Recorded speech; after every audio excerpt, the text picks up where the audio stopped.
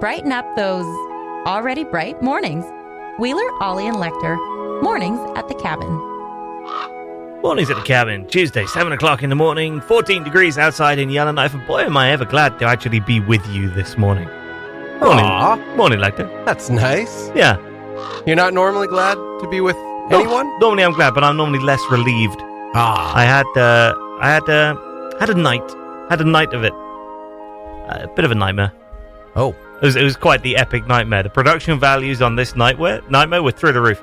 I enjoyed the movie. I don't know. No. We'll get on to the movie. Oh, The movie okay. last night was great. This was a different movie in my head overnight, in which, I don't know, I mean, just to try and sum it up in 30 seconds, we were landing in a 747 in a Japanese city, only to discover as we were coming in that there was this sort of black frothing stuff coming up over all the cars and the people in the city, and then eventually landed in a back street in the middle of nowhere because you couldn't land at the airport anymore, and then began post-apocalyptic life with just whatever luggage you could get from the plane. Why did we land? Well, I mean, we've got to land somewhere. I'm just inserting myself into your dream. Was I part of this? Can't you? You were not a part I of was it. not. I mean, presumably you were long dead. Oh. I think just the fact that we'd been over the Pacific at the time meant we'd avoided whatever it was. Safe and sound in North America. Yeah, so I basically spent the entire night living out a really thoroughly miserable dream in a post-apocalyptic wasteland. Wow. To the point where, when I woke up, I had to check the news apps to make sure that it hadn't actually happened. Oh my God. It was that real. Huh. And it hasn't happened, right? To be clear? To be clear, the best I could find, unless a lot of hasty deleting has happened, nothing has occurred. Okay. But I was shook this morning, Lecter. Shook to my core. Wow. Well, I'm happy you're here, and there's no black goo on you. We could all be happy for that. Mornings at the cabin, the podcast. Ollie and Lecter and Sarah with you. Sarah nursing a freshly baked zucchini loaf over the left. How's it taste? It's a little dry. Your oven is very hot. We need some butter. I love it. It's my fault. I should have known. Someone comes over, bakes a zucchini loaf in my oven, and it's my fault that my oven did a thing. Too much black smoke. Too much black smoke. All right. Well, let's move on. Okay. Morning, everybody. And we are going to harp on one last time about Yesterday, the movie, which, of course, filled up Friday's show when we were giving away tickets. We're going to do that again sometime because that was fun. We went to the movie as a group outing, cabin radio outing last night, and let's get some reviews in here. Sarah, let's start with you. Give me a 15-second description for people who haven't seen it of what they'll get. So basically, this guy wakes up one day. Doesn't wake up. There's an incident that happens, and suddenly the Beatles no longer exist in the world. And he's kind of making references to their songs to his friends, and they're like, "What the heck are you talking about?" So he's like, oh, I could write these songs because he's a struggling musician himself. And yeah, becomes quite famous because he is the Beatles. Hijinks ensue. I don't know if it's that he can write these songs. I think it's that he feels he must write these songs. Oh, I don't know. I feel like he's chancing it. Don't you? Yeah, I feel like I did not at any point in this movie get the impression that he was like faithfully recreating them because they must exist. My whole impression of his motivation for doing it was that it was going to make him successful, whereas his own music wasn't. See, and I think that was just kind of a nice coincidence. I don't think he, being a millennial in the age, 50 years past Beatlemania. Yeah. So he's already devoid of any ethics or morals. That's right. He's a millennial. That means a lot. But he has a lot of feelings. He lives by his feelings, and he felt that the Beatles needed to be a part of people's lives, and it was a shame. You can't live in a world without the Beatles. We all are privy to this. We all have the songs throughout the years. We grew up with some of us still enjoy today, some of us loathe entirely, but at least we still have the pop culture reference. And he thought that would be an awful world to live in. I don't think, I didn't really get the sense that he was doing it purely because of like the potential fortune and fame, which was obviously there. I think that was like kind of a byproduct that he like almost didn't expect. He was just trying to bring the music of the Beatles to the world and make it the world that he wanted to live in. And then he was like, oh, yeah, right. So I'm the most famous person in the world now. You really do think the best of people, don't you? Sometimes. It's adorable. Scott's over there smiling. Ollie is looking at him with narrowed eyes. And Ollie, what did you think? what did I think about what? his motivation. His motivations, yeah. My feeble explanation. What Absolutely, like 100% crystal clear. Trying to be successful, like he gets a festival booking early on with his own stuff, and then like 3 people and a cat turn up to it, and now suddenly he's got a chance to go and succeed with all these amazing songs. He's clearly just trying to do it to be successful. Okay. Now, well, he's an opportunist. Yeah, and there's nothing wrong with that. I would do exactly the same thing, except Right. can't sing or play guitar. So, one of my favorite points in this whole movie, which isn't to give anything away really, is early on when he starts to realize that nobody can remember who the Beatles are, goes to Google them, and Yes. keeps discovering just a photo of a beetle, the insect, coming back up instead. And increasingly in disbelief tries again, still the beetle comes up again. Then types in, and I feel like for a North American audience, this probably sailed over a few people's heads, then types in Oasis. And is actually pleased to discover that a picture of an oasis Just in a a summer desert oasis comes back. He's like, eh. Yeah, it's like, well, you know. I couldn't tell if that was like, whatever, or that was like, yeah, that kind of makes sense. I honestly felt like it was sort of like, oh, thank God for that. It took Oasis with it. Yeah, and like, if the Beatles can't exist, then Oasis definitely couldn't exist. Yeah. I thought that was a lovely touch. It was surprisingly funny. It was. The whole movie had some really nice, subtle touches going on. The whole running gag of that, discovering that something doesn't exist, partially because the Beatles didn't exist, or just because he's apparently in some kind of alternate universe that, whether it's inside of his head, or everyone else, blah, blah, blah, blah. We don't need to get into the details. Well, and they don't get into the details, which is nice. They sort of like do it, and then like, look, the world has changed. Yeah, this is how it is. And at no point do they bother trying to justify that. And good for them, because it's not essential to the movie. He got knocked into a different universe. Yeah, great. And that's just all you need to know. Deal with it. That's the premise. You don't need to question it. My question is, I'm going to question it now. Well, how did those other 2 people remember the Beatles? Minor plot point that I have to go into. I suspect that the same thing that happened to him might have happened to them at the same time. They also got hit by buses at the exact same time. I was not going to give away the whole. Was not going to give away the whole being hit by the bus, but okay, he gets hit by a bus. Everybody, what do you want me to do with it? Come on, you know what? That is that is really not essential to the plot. No. Like, he gets hit by a bus. That's what happens to him when he wakes up, and then he's in this slightly different universe. It could have been an unconscious thing. If you had a shock at the time that at the exact same time that knocked you unconscious at the exact same time, maybe the exact same thing happened to you. Right. Even the lead up to that, you could tell them, the writers were kind of like, something happens, whatever. Let's just get through it and get to the rest of the movie. Yeah. And you know what? It's all the better for that. Loved hearing Beatles tracks played on big stages with live audiences. Yeah. By cool. by young performers in a way that you don't get to see. Yeah. Like a slightly different take on some of the songs due to, obviously a different perspective of the music, like a punk rock version of Help, and there was a few others that were really good. It was a lot of fun. It was really refreshing, and I'm sure it was a ton of fun to film. Go see it. If you're in Yellowknife, definitely make your way to the cinema. Go see it. You've got 3 more days to do it. It is done at the end of Thursday. Mornings at the Cabin, the podcast where we cut out all the great music and you're left with the rest. I'm going to read you the top story, Lecter and Sarah in the studio, from breaking news story out of CBC News in BC. Okay. The BC SPCA is reminding dog owners who have cannabis in the house not to hesitate to get help if their furry friend accidentally ingests some of their supply. And this top line is directly beneath a photo of an 11-week-old husky named Bear, who is looking in the photo remarkably chill. Remarkably chill, because Bear got into the stuff at the age of 11 weeks old for a puppy. It's a bit young. Not great. Bit young. No. Cautionary tale, everybody. Puppies and cannabis do not mix. No. You cannot chillax a puppy by just sort of providing them with a hit. This puppy required thousands of dollars of medical treatment. Oh, no. Now, the good news is Bear is absolutely fine. Okay. Would not be doing the story otherwise. Don't want to bring anybody down on their, Tuesday morning? Yeah. Bear is absolutely fine. Has a new owner now as well. I think the SPCA sort of had quiet words, and Bear, the husky puppy, was removed from okay. Just moved. Bear's happy now. So, I mean, like, obviously, accidents happen, but I get the Accidents sense happen. that if it's an immediate removal, there is probably concerns beyond just one incident. The manager of the BC, the branch, the Vancouver branch of BCSPCA, the manager said he seemed a bit tired for a puppy.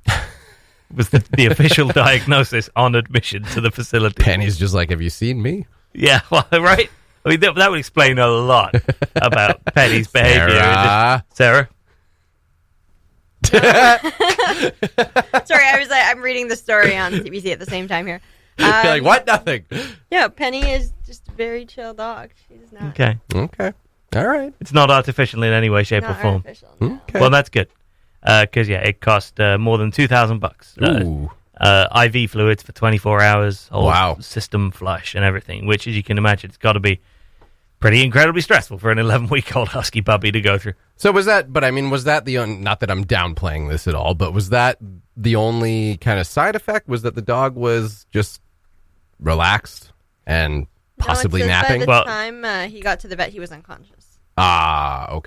Okay. That's so then a they problem. did a toxicity Yeah. test, and we're like, oh, shoot. Okay, fair enough. We Yeah. better start this puppy in an IV. Okay. Yeah. It was like, okay. I mean, if the dog's just like sleeping normally or just, kind of relaxed in general, it's like, yeah, I mean, you could probably just wait it out, but it obviously depends on kind of how much he ingested. I assume it's like a whole pack of edibles kind of thing. Right. I mean, I imagine it doesn't actually say in the article. Okay. But yeah, if it's a 100-pound dog that, Right. chews the end off an edible, then Yeah. you're probably going to get away with He's it. just having a good afternoon. Yeah, if it's an 11-week-old husky puppy that's gone through the entire bag, then you probably need to do something about that. They say in the article as well, the branch manager says, look, totally understand how you would be very embarrassed about this Yeah. if this were to happen in your home, but definitely come forward. Or at least you should And- be.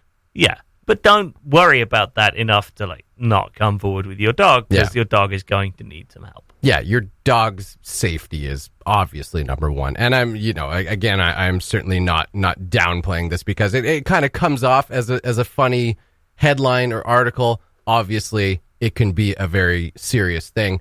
But did you see, was it a couple weeks ago, there was like a bunch of idiot frat boys at a frat house who were like force feeding a dog beer to get it drunk just to see it stumble around. And so it's like, I have sympathy for someone if this happened as a total accident, Yep. which I fully assume that it did. And you could see how it might, right? Yeah. Dogs eating stuff off counters, universal issue. Relationship Yeah. between man and beast, basically the main issue. Next time we come up for a collective bargaining agreement is going to be humankind sitting at the table saying, can we do something about eating stuff off counters? Yes. A dog's being like, no, I'm sorry, eating stuff off counters stays in the deal. Well, and especially if that dog is half as clever as Penny and half the negotiator that Penny is, because quite frankly, we were just talking about it this morning. She is getting too smart for her own good. How are you dealing with that at home, Sarah? Well, at work, we bought garbage cans that have lids.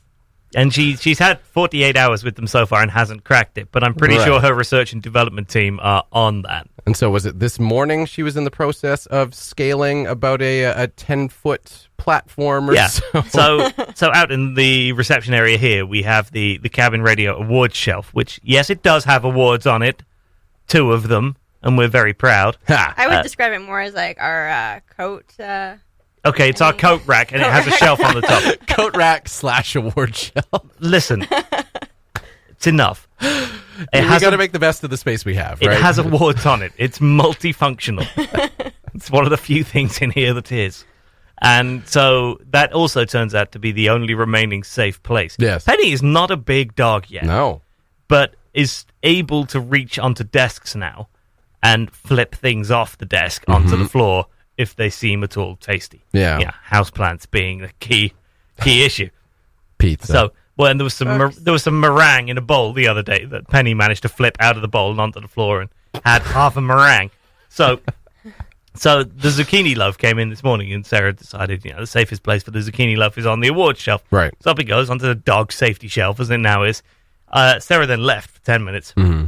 I came out of Studio One to discover Penny mounting an expedition to the summit of the award shelf. She'd gone up the armchair onto the desk above it and was then reaching up trying to find a porthole roughly 2 feet beneath the summit. A little oxygen tank. Next was stacking books. Yep. Couple of Sherpas. No, she's surprisingly good at home, though. Like, she knows she's not allowed in the kitchen, so she, for the most part, avoids that. Oh. Can I just say, that is bull deposit. I have been in the kitchen many times, and I've been near enough to the kitchen to hear the sound. She knocked off an oven glove this morning, trying to get to the zucchini loaf. The evidence trail. At my house, she stays out of the kitchen. It's like kind of like a little U shape. Oh, so it's when Penny, okay. it's when Penny's staying with me that she's a bad dog. I'm the problem. My oven is the problem. My discipline at the house is a problem. I see Penny has now left the studio. I've heard enough. I know when I'm not wanted. I think maybe at home she's like, she's behaving the way she's supposed to, the way she was trained at home. And then when she comes to the office, it's like she's in the danger room, like in the X-Men. It's like, all right, let's do this. Huh? It's hard to describe her as being in the danger room when she's just sat over there chewing on a Oh, little just new toy. toy. That's what was going on there. Okay. Yeah. She has stopped going over to Wilfrid Laurier every 5 minutes, though. Really? She hasn't really done that this week. Well, that's because we haven't let her out of the door. Oh, yeah, the door is closed right Yeah. now. I mean, she hasn't. Thank the Lord. The one thing that this dog has yet to discover is door handles. She's tried. She's She'll get tried. there. Oh, she's tried. She'll get there. Once she figures out door handles, Yeah. we're done. That's the end of that. That's the dog has the key to the city at that point.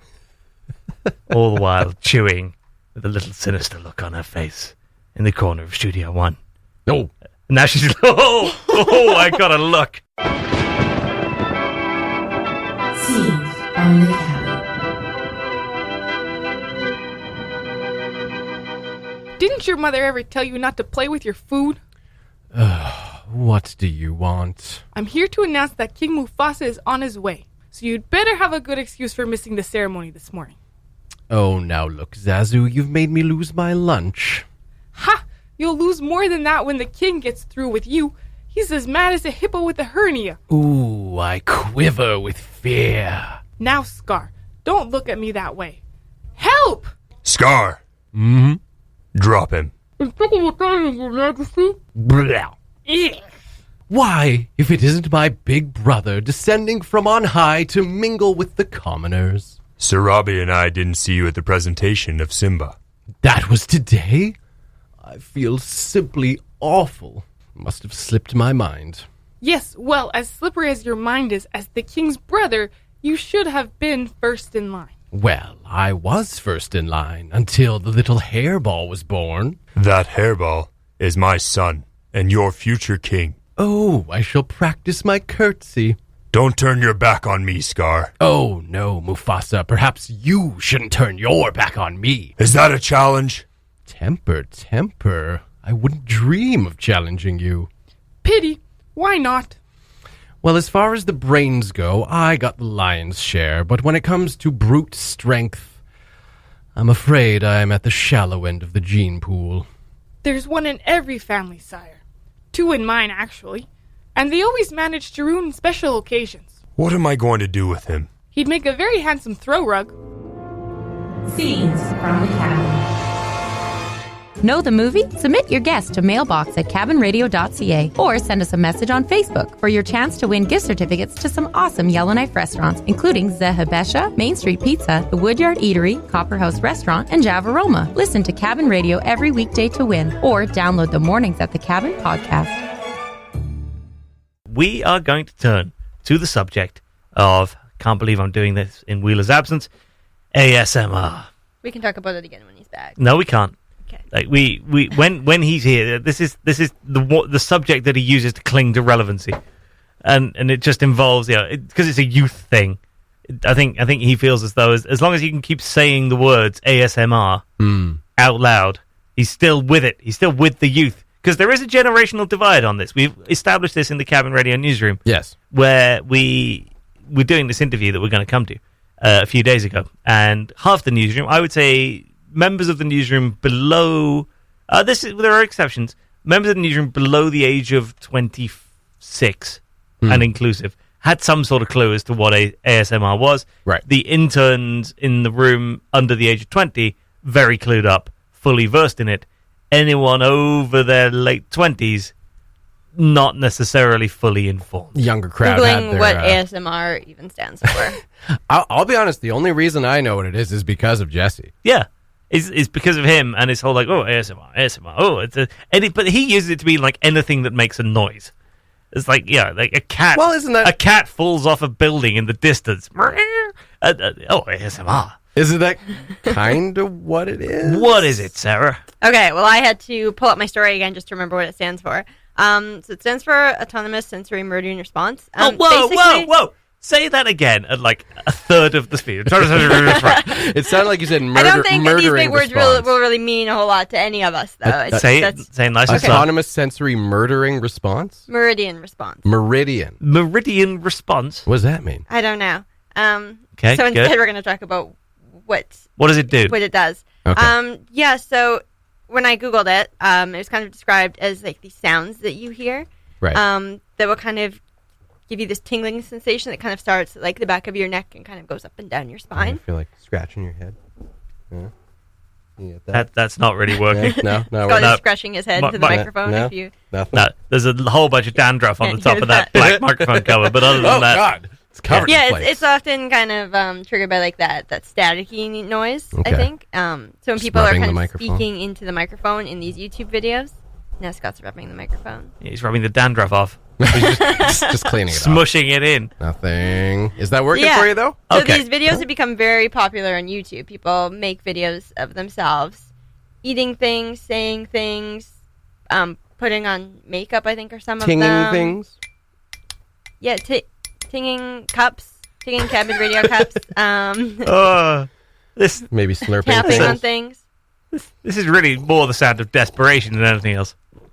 Because you're not going to get How's that? 50,000 YouTube subscribers, even if you keep this up all That's day a long. pretty clean slurp. I'm going to cut that out after. Okay. Go through that audio. I think I That might was have. I good. think I might have talked over it. I might have ruined it. Ollie! Sorry. Ruining my YouTube channel. So the reason we bring this up is a Fort Smith 13-year-old by the name of Kache Daniels has created a YouTube account dedicated to this stuff, dedicated to ASMR. It's called Honey Tingles. That's a great name. And That name just gives me honey tingles of some kind. I don't know. Honey tingles. Red to even imagine. More than 50,000 subscribers, and she only had 10,000 a couple months ago. So in the last 2 months, she's added 40,000 subscribers to this Wow. thing, which is crazy. One of her videos has more than 500,000 views. 500,000 views! And she's Holy. only had this channel since like last August. Yeah, 500,000. Teach us, honey tingles. So, all right, you want to listen to some Honey Tingles? Yeah, let's do it. Here's some Honey Tingles. I want you to try and guess what vegetable is being eaten. There are two of them doing this. They got a great big microphone set up in front of them. It's Kache and one of her friends, and they are just reaching into a bowl and eating. Here goes. Okay. Well, kind of sounds like a baby carrot. Not a baby carrot. Not a baby Oh, carrot. listen to that one. Oh, wow. Whoa. Ho, ho, ho. Getting any of that ASMR goodness at home? That Jeez. spine-tingling sensation? There is some crunchy veg going on. And that's not even... Is that edited? Because that sounded like crunches layered over crunches. There are two of Whoa, them. what's crunchy. going on now? They're whispering stuff. We have to. It wouldn't matter because it's like your own dip. Is there any swearing in this? Let's hope not. They're just whispering about their dip right now and eating. So what you're listening to is they're eating peas. Oh, they're eating peas. Snap peas. Yep. Oh, I love snap peas. Yep. With some ranch dressing, although you can't.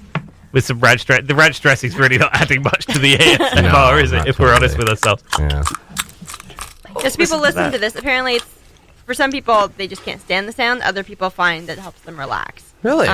People who go to these videos do it for the relaxation. Nothing about Yeah. this helps me to relax. This is the sound of young people eating peas. It's if anything, slightly jarring. You know what this is just making me realize? And again, I'm just going to date myself as someone who is not with this whole thing. Quite all right. I had to do that for years. Have you ever heard the Pink Floyd song Alan's Psychedelic Breakfast? No. No. It's basically this. Really? It's a guy making breakfast and then eating it with musical interludes in between. That's It's basically like the first, I'm just realizing now, it's the first ever ASMR audio. Pink Floyd. Imagine a Ahead world of the without time. Pink Floyd. We wouldn't have ASMR. Oh, well, there's the next movie. Movie of a world without Pink Floyd, and everyone's really panicked because they no longer have videos of people eating vegetables. Not quite the same cultural impact, I don't think. Starring but, Ed Sheeran once again. If I can... how's Well, that? that's a good one. Oh, Yep. all right. It's the sound of Scott crossing Sarah's name off the slow-pitch roster. So you can't even see it, just blacking it right. I'm kidding, Sarah. But yeah, Oh, no, I please, feel cross like my name yeah, off. I was gonna say I feel like you'd rather have it that way, actually. If you want to check it out, go to Honey Tingles, YouTube channel, and you will be able to check it all out. Like I said, one of these videos has got more than 500,000 views, That's amazing. which is crazy. Wow. Like, I just gotta say, Cabin Radio website gets close to that in a month, but it doesn't get that. Like, that's when you put it into perspective, she's got more subscribers than there are people in the NWT. Jeez. Right? That's amazing. It's pretty cool for a 13-year-old. Huh. I mean, I'm going to be honest with you. I have questions for those 50,000 people. What are we doing talking into these mics? I don't know. Pass me some zucchini, love. Here, look. Yeah. Oh, yeah, that's a good piece, right? So, Yeah, yeah, this is more cabin. The Mornings at the Cabin podcast was recorded before a sort of live, thankfully not in the studio, audience. The GoPro that got dropped by a certain Cabin Radio host into the Yellowknife River last week has been retrieved. Yay! Congratulations to Jeremy McDonald of Stuff I Found Diving in YK, because we can't say the full name of that on the air. No. He has dived down and retrieved it. He went yesterday. We were out there, Sarah and I, and he caused a little commotion at the Yellowknife River Bridge, didn't he? With the onlookers. Yeah, there were people fishing on both sides of the river and off the dock. There were a few other people jumping. And in the middle of it all, there was Jeremy diving for a GoPro. Yeah, Jeremy just wading in with massive flippers, full scuba diving gear, plum, plum, plum, plum, into the Yellowknife.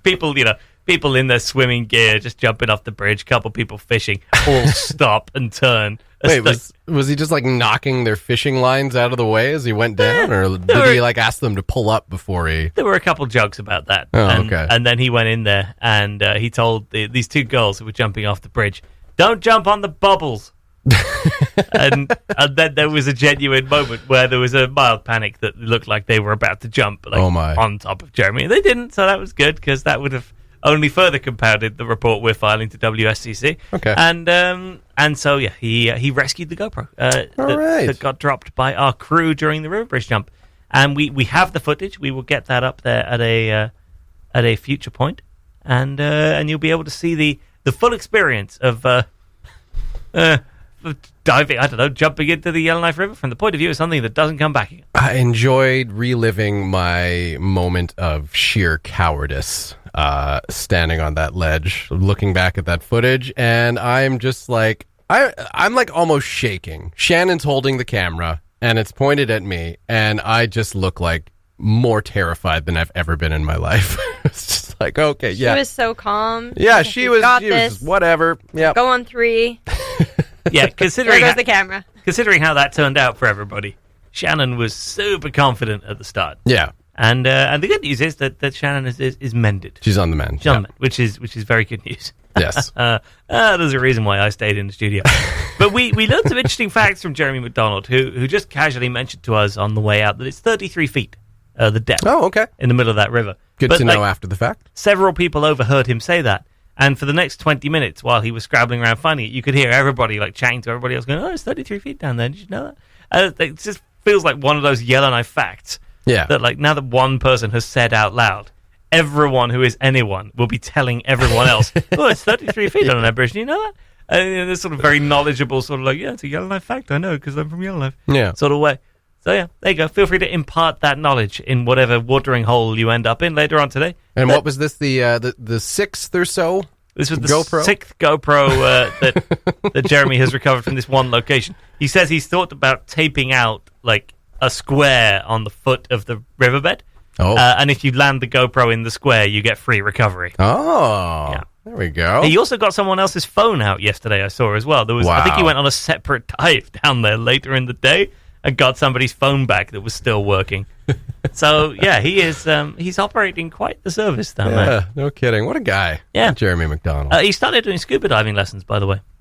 Nice. So if you're out there and you would like to be the new Jeremy, move into his patch in the GoPro retrieval industry. It's booming. Yeah, Cabin Radio can supply you with a lot of work. Then you should get in touch with Jeremy because he's now teaching other people how to do his thing. That's awesome. Have you ever tried? I have never tried. No. It's fun. I gather it sort of the ability to swim somewhat competently helps. Well, I mean, yeah, you're wearing flippers. Yeah, so those massive flippers look like uh, they would help me out a bit. They help you out quite a bit, yeah. Well, you know. It's a really cool feeling, the feeling when you, and I can't remember, I think it's called zero buoyancy. Basically, I've got that. I've got that sorted already. Like, no, but it's when you basically you kind of equalize the oxygen, the levels in your tank, and yeah. Anyway, you basically it's like you're floating, like you're just like flying in the middle of the water, and you're just kind of soaring there, and you're kind of controlling your level in the water just by your breathing. You're going up and down just by breathing in and out. And it's a really, really cool feeling. I'd highly recommend it for anyone who's interested in the feeling of flying. Well, that does. I'm interested in the feeling of flying. Right? When you put it like, there's a reason you work in our advertising department. Give him a call. If I had his number, I would jazz that up too. I'm the one who brought this up, and now I'm sold on this. I don't know how that happened. Excellent. You're welcome, Jeremy. Thanks for listening. Check out more from the show at cabinradio.ca and by following the Mornings at the Cabin Facebook page.